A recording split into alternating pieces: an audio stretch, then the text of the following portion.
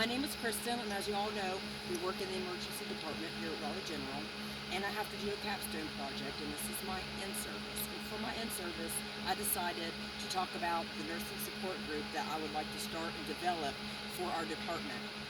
I'm working on my bachelor's degree, and this is one of the assignments that we have to do to complete that. For me, a nursing support group is very important, and the purpose is to create a confidential and caring environment for all nurses. And within that, I made a little handout for everybody to look at that's going to understand why I want to do it, the reasons we want to do it, and then a nice little website for you guys to go to if you have any questions or anything that you would like to get answered. And also feel free to ask me any questions if you guys have any, because this is for us as a group to get together so that we can better ourselves and enjoy work a lot better. I would like to go over the purpose again, because my goal was to create a group, nursing support group, with the purpose to create a confidential and caring environment where nurses can talk freely, we can foster emotional fatigue, receive support from each other, and share strategies for wellness, for education, and for burnout before maybe it starts, and if it even has started, to maybe hinder it so that we can get to a better place with ourselves. There is different literature that examines the importance of peer-led support groups, and as these groups grow, it's going to show that more nurses are actually wanting this, especially by peers instead of administration, because they feel like they can better talk to each other and form an alliance to where they have support. And as a lot of people say, nurses are what needed to support nurses, because you won't get it anywhere else. And that's one of the reasons why I feel like this is so important. Some of the reasons that we need to do this is the biggest for most research is burnout. Burnout is one of the top things that nurses are experiencing in the ER, and as everyone knows that we work there, we are daily burnout. Some of the signs of burnout, and if this sounds familiar, remember you're not alone, and you can always chime in if you would like, is persistent fatigue even after rest. You always find yourself to be extremely tired, whether it be emotional, mental, or physical. The work makes you exhausted. And emotional, you may have compassion fatigue, to where you can't even relate to your coworkers or your patients anymore, and you just don't have the motivation to do your job right. You can also have to where you're not taking care of patients properly like you should, just because you don't have it in you anymore, and then you don't know who you can talk to. You also have decreased satisfaction at work or motivation. You might have higher turnover rates, you might call in more, and you just don't want to be there. Other signs of burnout might be irritability, anxiety, or feeling overwhelmed, which is very common, especially in the ER, as the ER is a very high-paced environment that we work in. Things escalate at a rate that we cannot control. We have various issues that we always have to be ready to jump into, as well as volume. We have people that are upset with different circumstances, like the CT scans taking too long. We're getting yelled at here. Doctors are pulling us here. We just never really have a constant. Our constant is organized chaos, and some days it's not organized at all.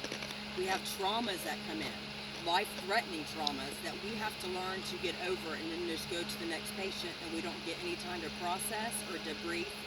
And you really can't go home and talk about it, because the person that you might be with doesn't understand that trauma because they didn't see it.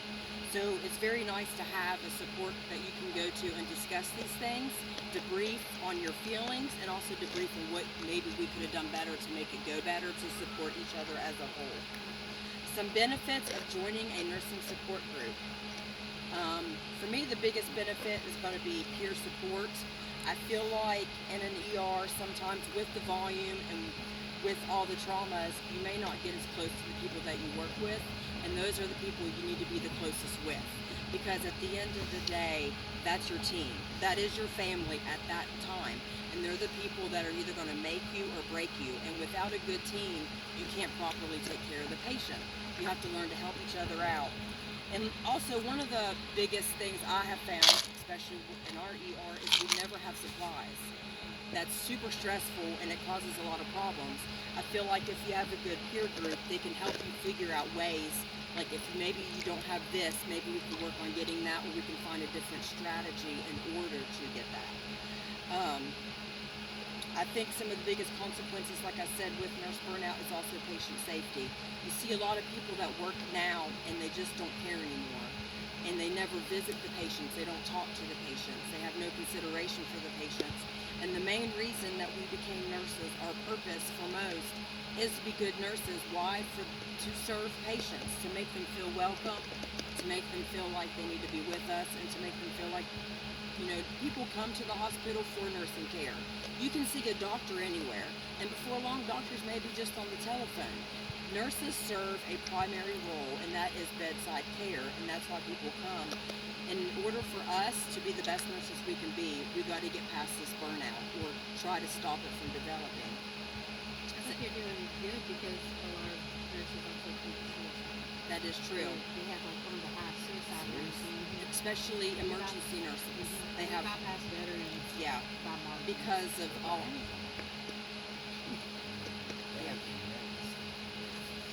Well, it's true though.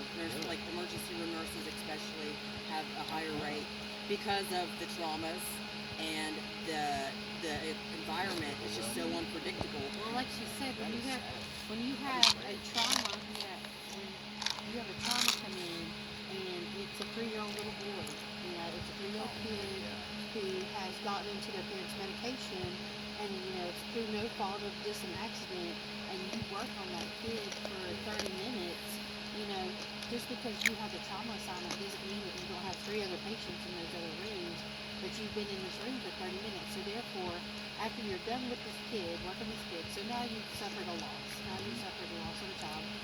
And then you have 3 other people in your rooms. And the other people in your rooms could be, this guy has an infected toenail, he's got a hangnail and he let it infected. Then we've got somebody who has a toothache, just medial things as compared to that child. And then you have to just pretend like that never happened and go into the rooms, and then what are they going to do but get in your face and berate you and say, I haven't seen you in an hour. I asked for ice water and you didn't go get it, and I want a new nurse because you're a piece of shit. And they'll say that to your face. Yeah. And as some of y'all might work EMTs, which is just as important, and this nursing support group can be just as informative for you all. But you may not see what we see on our side, and what they might cope with on their side is pretty bad too, as to what we cope with as ER nurses.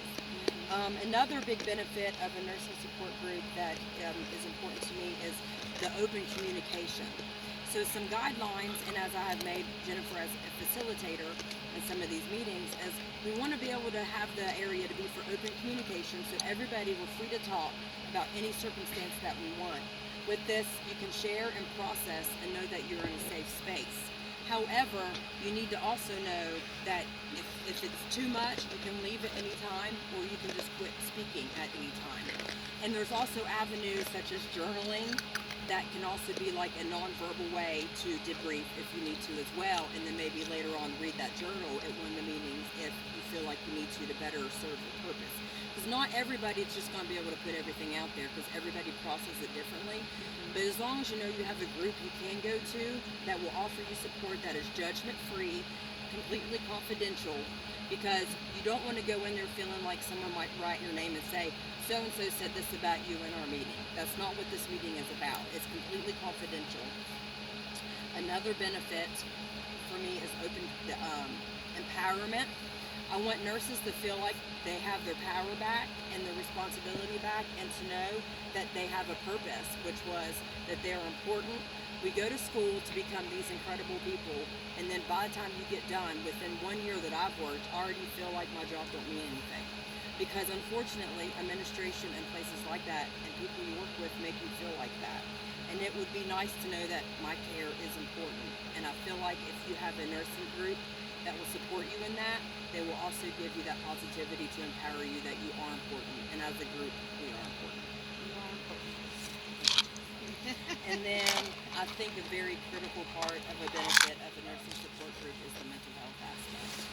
One of the biggest things that is a focus now with anybody is our mental health. It's a struggle, and it's something that a lot of attention does not get into detail for. They'll tell you that, oh, hey, here's a card, call this if you're having problems, but no one ever really says, hey, are you okay? Do you need to talk? And after you go and see all these traumas all the time, and you have to especially see children that you can't take, that you can't save, it makes you mentally decline fast. And so to be able to just sometimes talk about it and other people tell you, hey, you did everything you could do, this is okay. And then that shared experience, just a lot like when veterans talk, they can't talk to other people about their experiences because they don't understand, but when you talk to people that can help you, it does really come through a whole lot. I'm getting ready to conclude, and within that, I'm just going to ask, does anybody have any questions or comments or add-ons before we do? No, that's one of the new roles in my new job as the trauma coordinator is what we were talking about, is we need to do debriefs a whole lot better than what we do, because we really don't At all. at I bet all. you guys take a lot of Yeah. I would have to have seen all that wild stuff. Well, I hate to say that. it's true. Well, that's one thing too. You'd rather find a group that can support us than go to pharmacology if need be. Yeah. Like, and even saying that statement, like to openly say, oh, well, I take medicine, or, even the stigma about mental health and people taking medications, you see these people who hide that, like, well, I'm on I Xanax, wouldn't or, that. I'm just citing this. yeah, or propanolol, like they say they take this, but they don't want to say that because they view it as being weak, especially in the nursing field. If you have to take medicine, then you're weak. You have Really? it, and then Well, you get scared, and you also get scared that administration could backlash on you. There's just, and then especially right now, there's just a lot of backlash with administration. You're afraid to do a lot of things because you just don't know how secure your job's going to be and how much stress you I have. don't care. I tell them they can take my She birthday doesn't. off. She's right.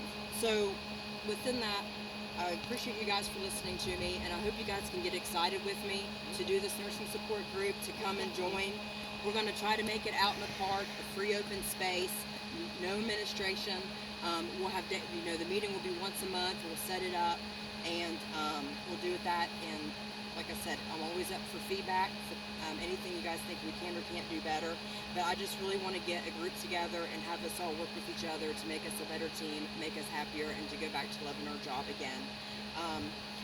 The emergency is an important place to me. It has my heart. Sure.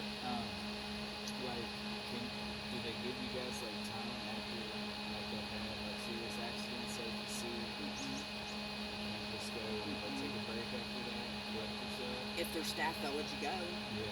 There's no staff, and to run a trauma, you have to have 5 people, and that's usually the staff. The Yeah. staff is 5 people, 5 nurses at a time. And then if you have multiple traumas, then you're kind of scraggled a little bit. Yeah, You and have that's to do happened before. We've Yeah. had it to where the staff, there might be 5 of us, and we've had 3 come in, and you're just pulling at string. There's 2 people in there trying to make somebody come back. Yeah, So two people It's doing a hard. 5-person job. It's a very high stress situation, and as peer groups are starting to become better and more people may have them, there's a lot of online resources, which I provided in the handout. There's one, but there's more. But still, online isn't the same as always being involved. Right. And also, one great thing about this is if you can't make it to the meeting, we can always FaceTime or Zoom in, and you can still be there with us. So there's always open communication, which is great about technology too. We pick a place, but we can also do Google Meet or Teams or something where people can also chime in that way. So you don't always have to come to the location yourself if you don't have the time or you can't get there. So that's also a great part of the support group. We can I feel also, like we don't remember things that Yeah. way. I don't like hate everything sometimes. so I think so too. They were in underwear There you go. sometimes, too. Which I would probably just come in pajamas anyway.